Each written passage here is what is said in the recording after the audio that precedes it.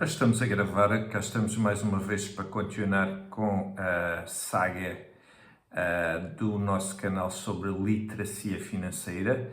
Portanto, este é um canal que tem o propósito de vos dar a educação financeira e vamos continuar, portanto, no livro, a destrinchar, entre aspas, o livro de Lynn Alden, Broken Money, porque é um livro, sobretudo, muito atual e que nos dá uma perspectiva da dinâmica que o mundo segue neste momento.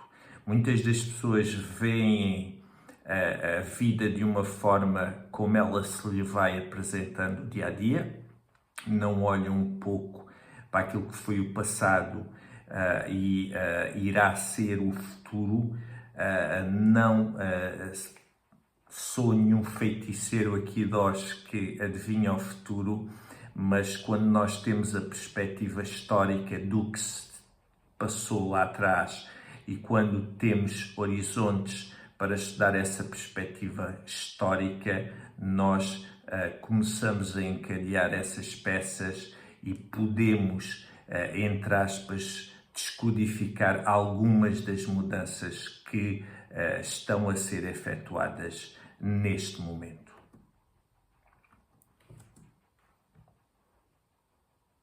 Portanto, o que é o dinheiro?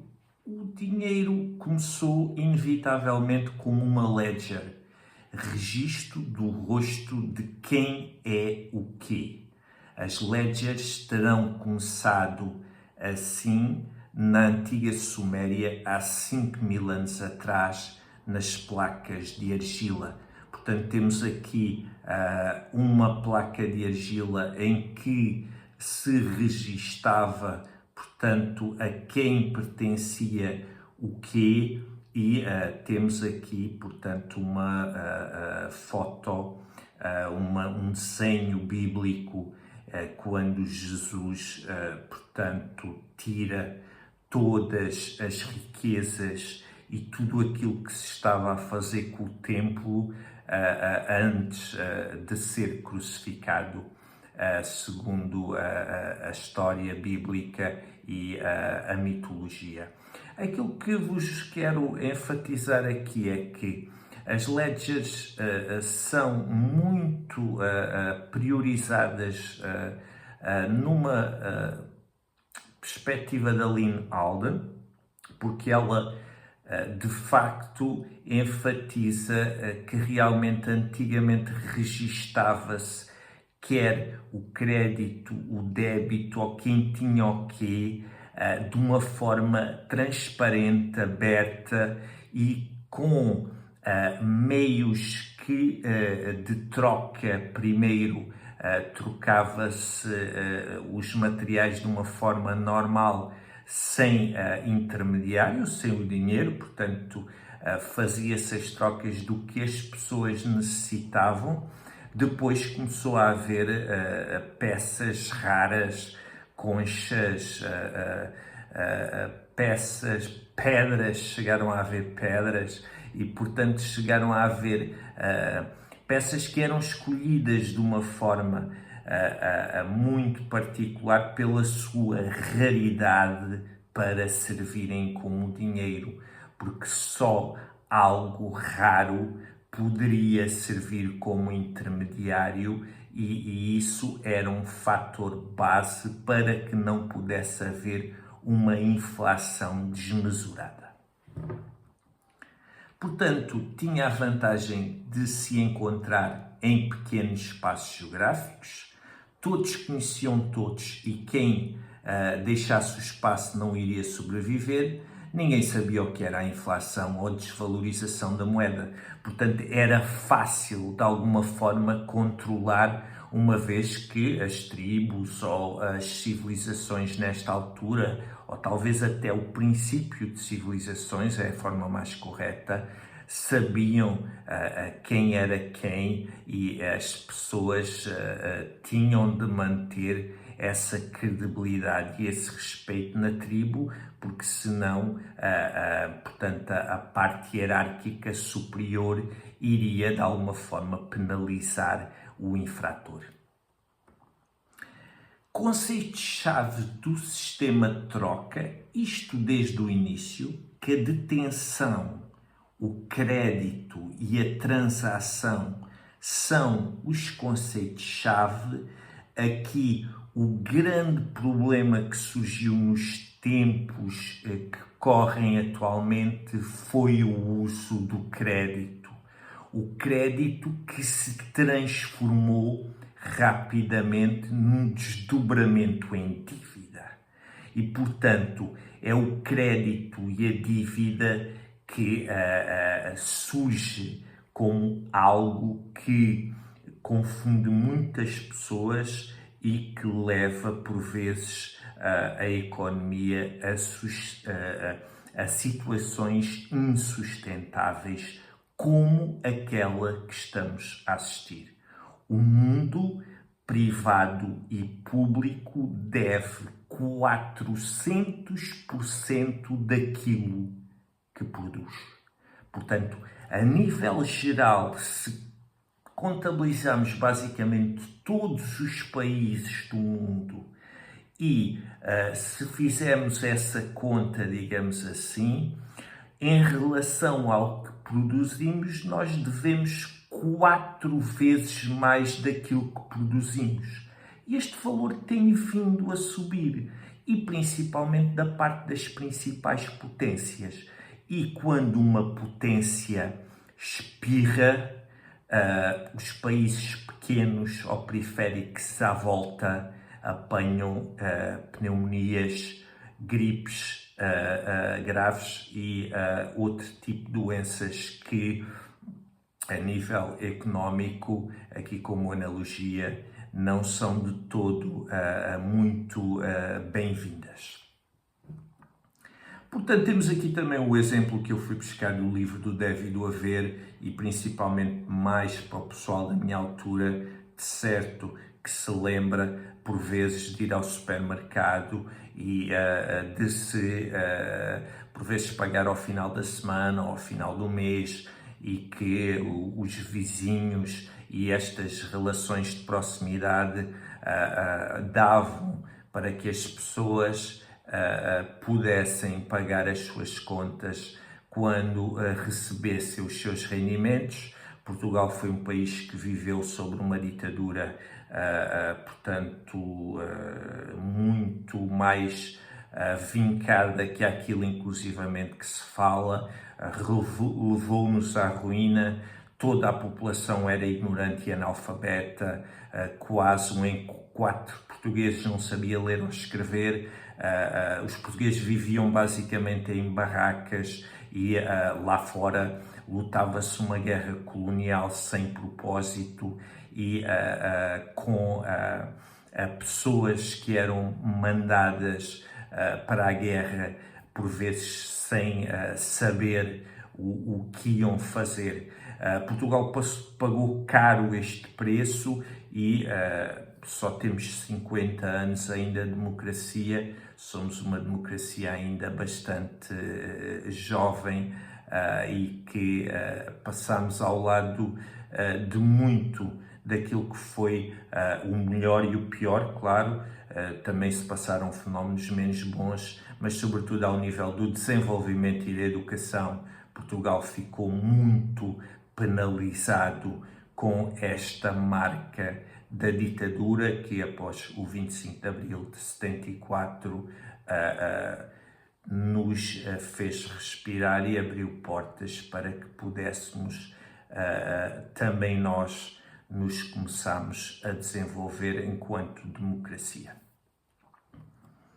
Portanto, a chave mestra do castelo, é bom terem esta referência, que é a base de tudo, é confiança. A confiança na economia é fundamental. E só com relações credíveis e de integridade e de confiança as pessoas fazem negócios. Isto quer a nível de governos, quer a nível de famílias, quer a nível de empresas.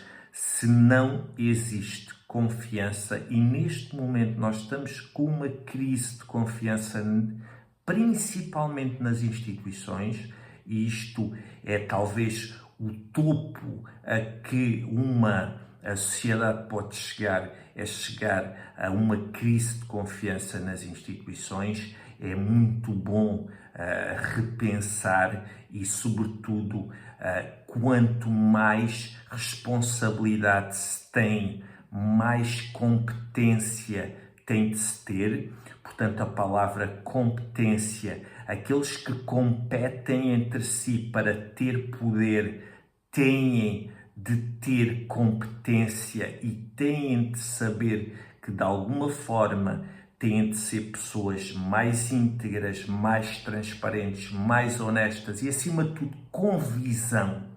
Porque outro dos grandes problemas que nós temos é que, neste momento, não temos pessoas visionárias. Nós temos pessoas praticamente que olham para o dia após dia e veem os erros passados dos outros e não têm uma direção a apontar. E isto é grave, paga-se caro e Portugal, infelizmente, continua a pagar esse preço. Depois, existe também, a nível da história do dinheiro, o Shadow System. Portanto, o Shadow System não tem propriamente só a ver com, portanto, aquilo que as bolsas fazem quando umas param e as outras abrem. Portanto, o chamado Ripple Marking é uma das formas do Shadow System, sobretudo a nível do câmbio, funcionar, mas temos também depois a troca de favores e os jogos de poder.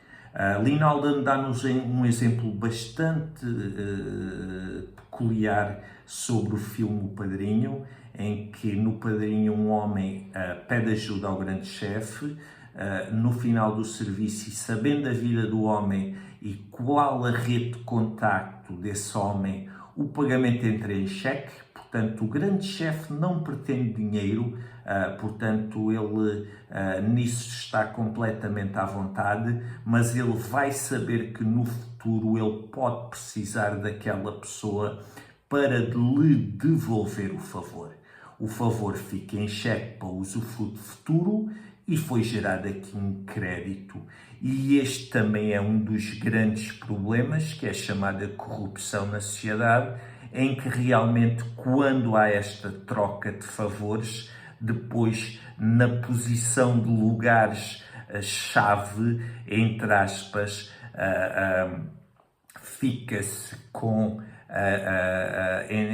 portanto, com o pé travado e quando temos de tomar decisões, surge-nos o cheque de uma maneira ou outra e depois quem tem este tipo de favores a prestar, ir para lugares que são de responsabilidade, torna-se incomodativo, porque depois vem a conta daquilo que se pediu na altura e eu costumo até dizer a muitos amigos meus que tenhamos de pagar tudo em dinheiro, porque se não temos dinheiro para pagar de outra forma é muito mais complicado e isso é visível à partida que nós vamos ganhando alguma maturidade e alguns anos de vida e se conseguirmos observar aquilo que se passa à nossa volta. Portanto, aqui temos, sobretudo, aqui mais a nível geopolítico, para termos uma ideia. Portanto, aqui a passagem da Holanda, as últimas grandes potências, a Holanda, o Reino Unido e os Estados Unidos, foram aqueles que ditaram uma nova ordem. Nós estamos no período em que mais ou menos, isto nunca são períodos certos, mas 10 a 20 anos, a partir de agora, claro, porque estes períodos atingem mais que uma vida de uma pessoa. Os Estados Unidos já há muito tempo que são considerados a polícia do mundo, mas neste momento eles já tiveram na situação de terem hard money, ou seja, de terem o ouro e tudo aquilo que lhe deu credibilidade. Depois a expansão do crédito começou e os Estados Unidos tiveram outras formas de continuar a ser a maior potência, sobretudo através do petrodólar e outro tipo de sistemas. Nesta altura, e quando uma grande potência começa, entre aspas, a ficar tremida, é quando chega a parte do fiat money, ou seja, do dinheiro falso. E aqui qualquer banco fora dos Estados Unidos pode contrair dívidas ou pode criar dinheiro, entre aspas, através do desdobramento do crédito, que depois se torna dívida em dólares, porque os dólares são a moeda de troca mundial.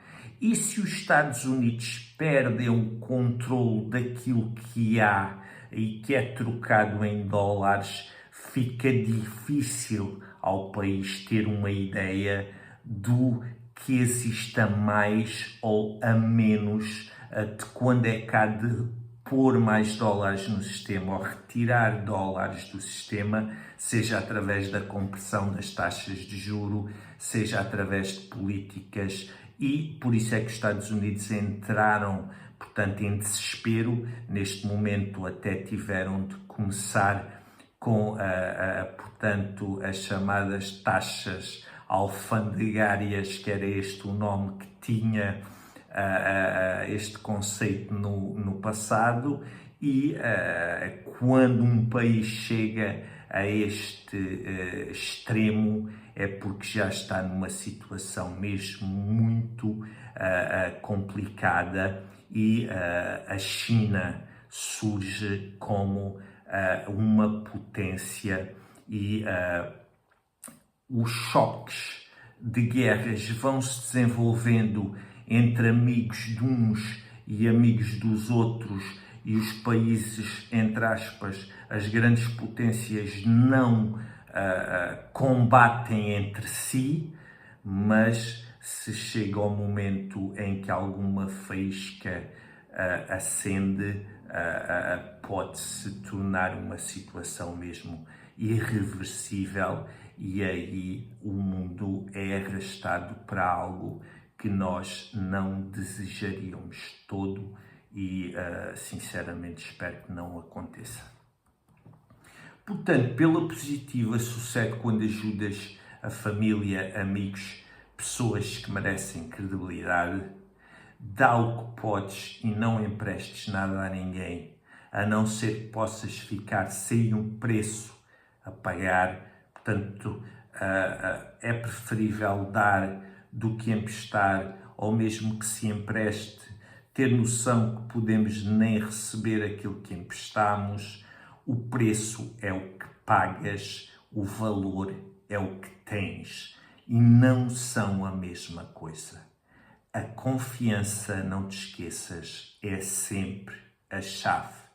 Portanto, há uma dissociação entre preço e valor. Os homens que têm maiores fortunas no mundo, alguns nem dinheiro sequer têm.